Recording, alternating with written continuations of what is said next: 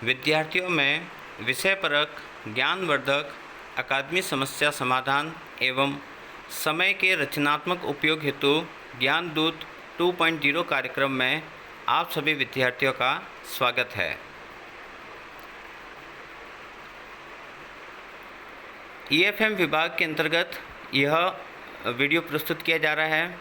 इससे पूर्व में हमने बेरोजगारी के बारे में एक वीडियो और बनाया था। उसका शीर्षक बेरोजगारी फर्स्ट था, यानी कि अनएम्प्लॉयमेंट फर्स्ट। और आज उसी श्रृंखला में ये एक दूसरा वीडियो है जिसका शीर्षक है बेरोजगारी सेकंड। क्योंकि बेरोजगारी का टॉपिक बड़ा था, जिसे हमने 2 वीडियो में बांटकर प्रस्तुत किया है और ये उसी श्रृंखला में दूसरी कड़ी है। और मैं हूँ आपका अपना ज्ञान दूत डॉक्टर कन्हैया लाल। पूर्व के वीडियो में हमने विस्तार से बेरोजगारी के अर्थ को समझा था और उसके पश्चात हमने बेरोजगारी के विभिन्न प्रकारों को समझने और जानने की कोशिश की थी। आज हम इस वीडियो में सबसे पहले शुरुआत करते हैं बेरोजगारी के प्रभाव। बेरोजगारी के प्रभाव दोनों तरफ से पड़ते हैं, अर्थात बेरोजगारी के प्रभाव आर्थिक भी होते हैं, साथ ही साथ सामाजिक भी होते हैं। यदि अपन आर्थिक प्रभाव की बात करें तो बेरोजगारी की वजह से समाज का जो मानव शक्ति है, ह्यूमन रिसोर्स है, उसका सही ढंग से उपयोग नहीं हो पाता। क्योंकि यह समस्या भारत भली भांति परिचित है। भारत आज सबसे युवा देश है, जहाँ की अधिकांश जनसंख्या युवा है या सबसे अधिक युवा आबादी है। इसके बावजूद भी हम आर्थिक विकास का वो एक उच्च स्तर प्राप्त नहीं कर पा रहे हैं जिसके हम हकदार हैं। तो बेरोजगारी की वजह से हमारे देश में जो मानव शक्ति है उसका हम सही यूटिलाइज नहीं कर पाते। साथ ही साथ हमें उत्पादन की हानि भी होती है, क्योंकि बेरोजगारी की वजह से जहां एक तरफ हम अपने संसाधनों का सही प्रयोग नहीं कर पा रहे हैं, वहीं दूसरी तरफ हम छिपी हुई बेरोजगारी और इस तरह की समस्या की वजह से हमें जो उत्पादकता मिलनी चाहिए वह भी नहीं मिल पा रही है। और इसका एक खामियाजा हमें यह भी भुगतना पड़ता है कि इससे हमारी पूंजी निर्माण की दर है उसमें गिरावट आती है, और जिसका सीधा सीधा असर हमारी निम्न उत्पादकता और हमारी विकास की नीची दर के साथ जुड़ा हुआ है। तो बेरोजगारी का प्रभाव हमें न केवल आर्थिक दृष्टिकोण से देखने को मिल रहा है, बल्कि सामाजिक दृष्टिकोण से भी देखने को मिल रहा है।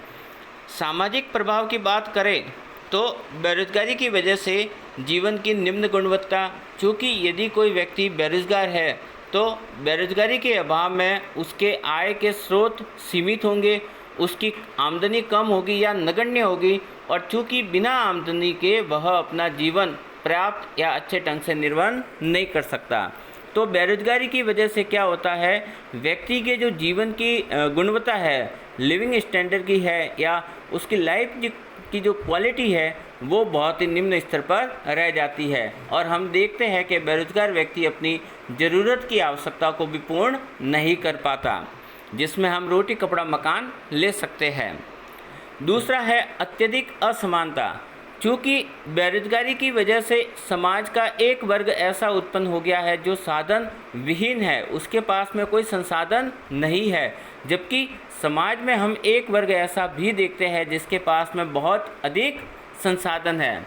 तो इससे समाज में क्या हो रहा है, कहीं न कहीं सामाजिक असमानता जन्म ले रही है, आर्थिक विषमता उत्पन्न हो रही है, और जिससे हमें अंततः सामाजिक अशांति का सामना करना पड़ रहा है।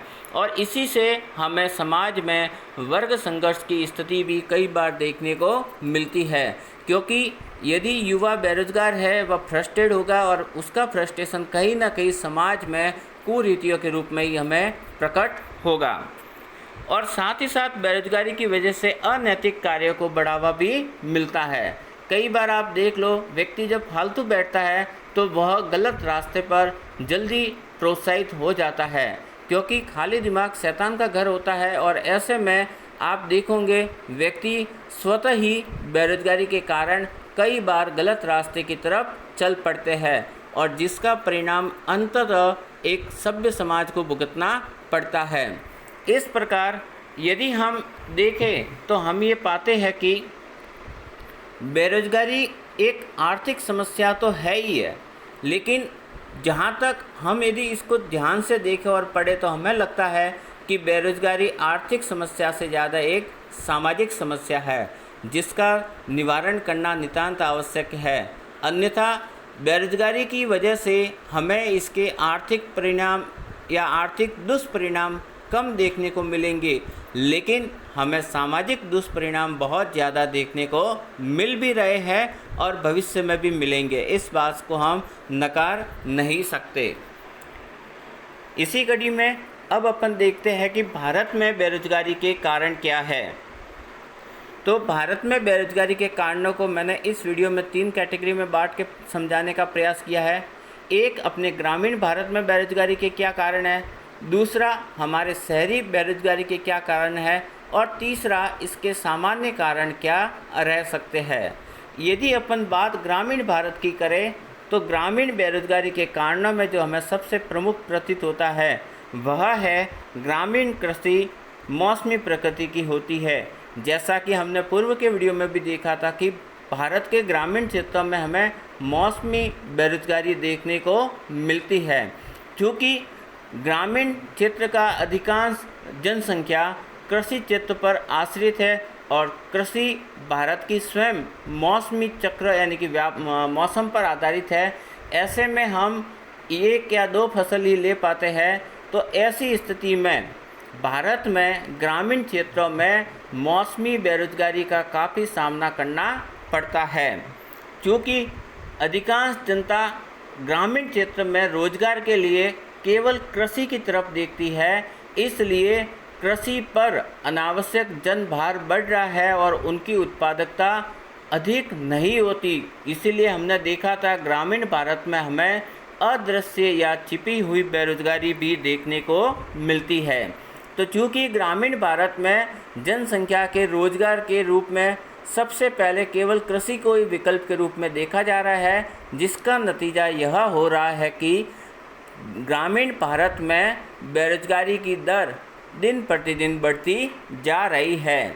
साथ ही साथ यदि अपन देखें तो ग्रामीण बेरोजगारी में एक कारण निरक्षरता भी आती है। यह काफ़ी हद तक सही भी है, क्योंकि व्यक्ति जब तक एक पर्याप्त योग्यता अर्जित नहीं करेगा उसे एक अच्छे रोजगार की प्राप्ति होना मुश्किल है। साथ ही हम देखते हैं तो ग्रामीण भारत में पूंजी का अभाव भी देखने को मिलता है।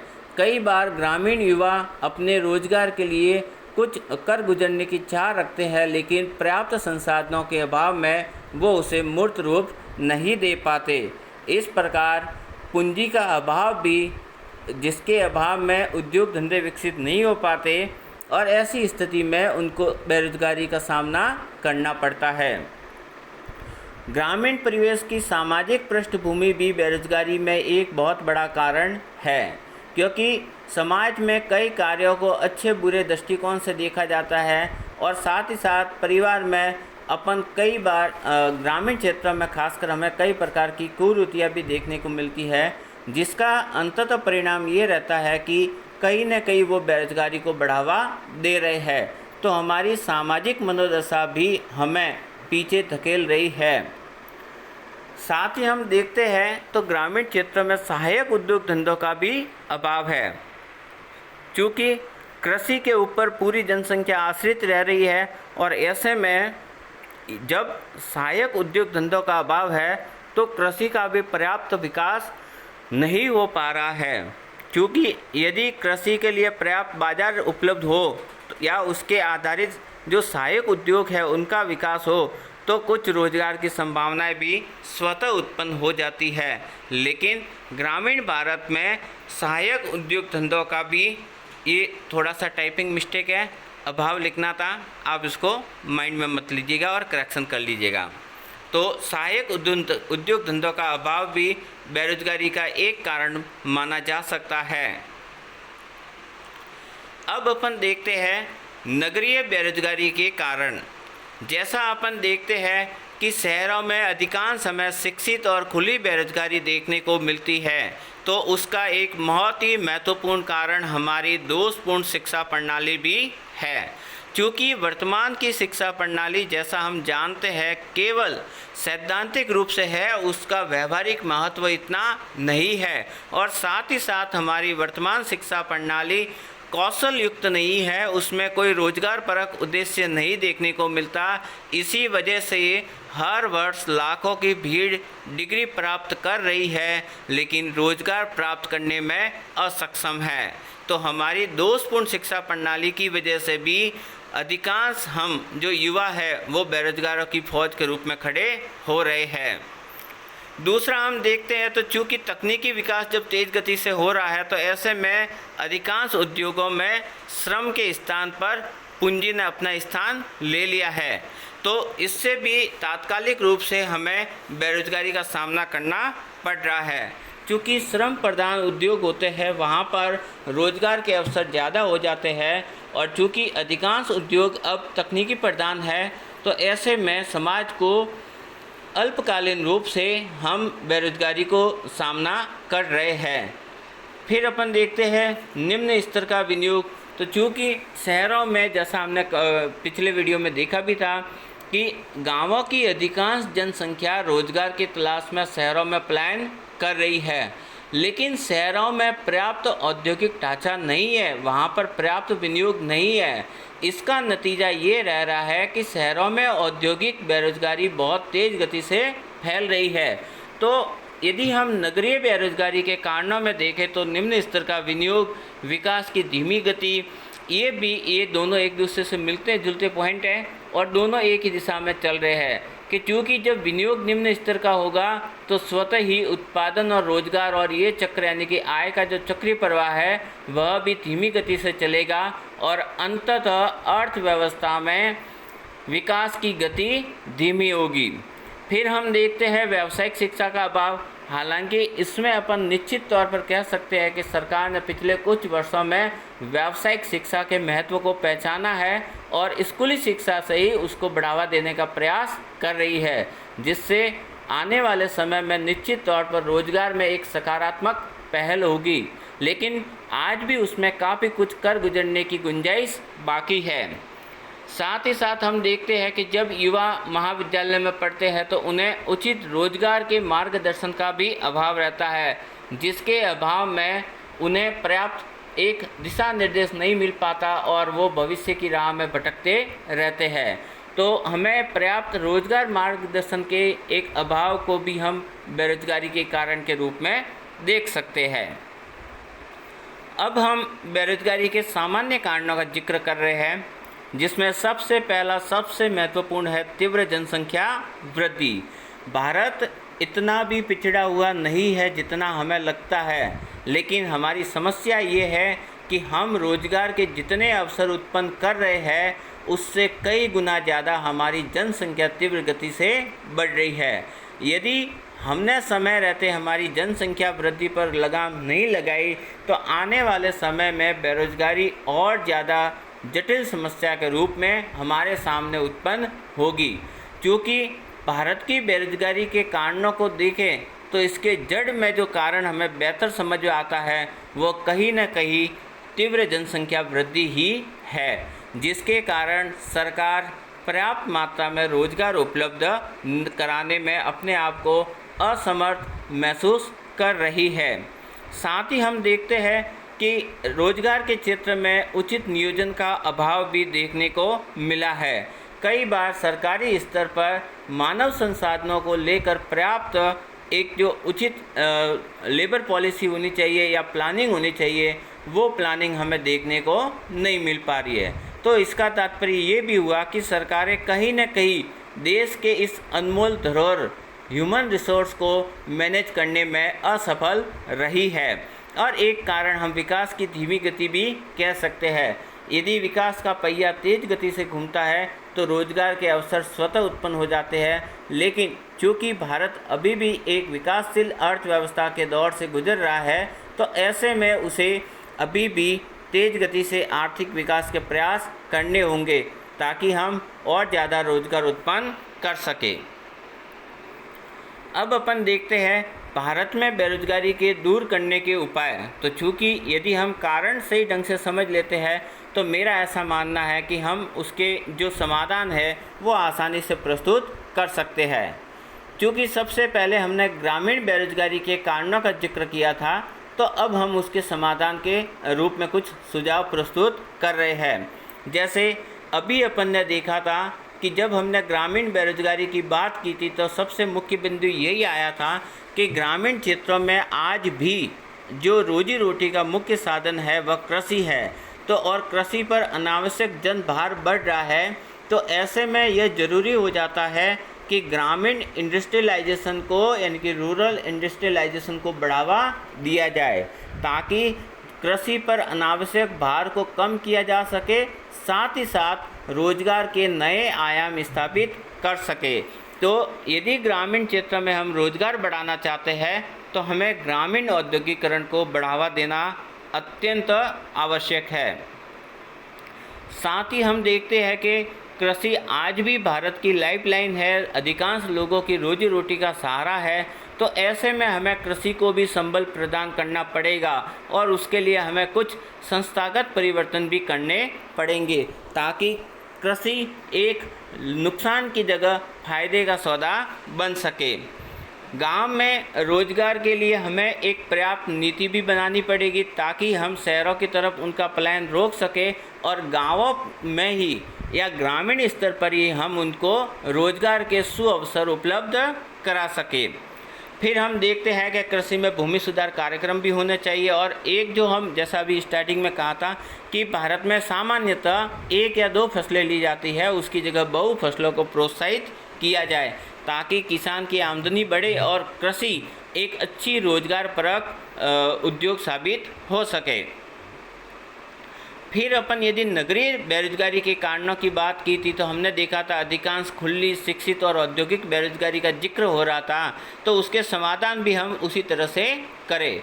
यदि हम नगरीय क्षेत्र में उत्पादन अपनी पूर्ण क्षमता पर कार्य करें और उत्पादन का पर्याप्त विकास और विस्तार किया जाए तो औद्योगिक बेरोजगारी को काफ़ी हद तक दूर किया जा सकता है। तो ऐसे में यह ज़रूरी हो जाता है कि उत्पादन की पूर्ण क्षमता का उपयोग किया जाए, साथ ही साथ बड़े उद्योगों के साथ साथ शहरों में लघु उद्योगों को भी पर्याप्त प्रोत्साहन दिया जाए। इसका एक प्रमुख कारण यह भी है कि लघु उद्योग रोजगार परक होते हैं बजाय बड़े उद्योगों के, क्योंकि लघु उद्योगों में श्रम प्रधान तकनीक का अधिकांश प्रयोग किया जाता है, जिससे रोजगार की संभावना भी बढ़ जाती है। साथ ही शहरी क्षेत्र में हमें कौशल आधारित या रोजगार परक व्यावहारिक शिक्षा पर भी बल देना पड़ेगा, ताकि अधिकांश लोगों को अपनी शिक्षा के तुरंत बाद में रोजगार की प्राप्ति हो सके। और उदारीकरण की नीति यानी कि हमें वैश्विक परिवेश में बदलते हुए आयाम के साथ कदम से कदम मिलाकर चलना पड़ेगा। अब ये बेरोजगारी को दूर करने के कुछ सामान्य उपाय है, जैसा हमने सामान्य कारण भी देखे थे। तो सबसे पहला तो यही जनसंख्या नियंत्रण।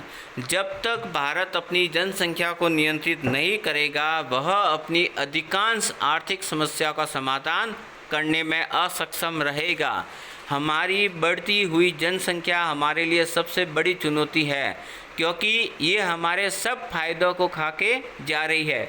भारत के पास में बहुत सारे प्लस पॉइंट है, जैसे हम कहते हैं हमारे पास पॉपुलेशन डिविडेंड है, यानी हम सबसे अधिक युवा आबादी वाला देश है, लेकिन उसको कहीं ना कहीं हम यदि मैनेज करने में असफल रह रहे हैं, तो ये हमारी बढ़ती हुई तीव्र जनसंख्या है, जिसकी वजह से हम हमारे संसाधनों को सभी व्यक्तियों के लिए सरल और सहज उपलब्ध नहीं करा पा रहे हैं।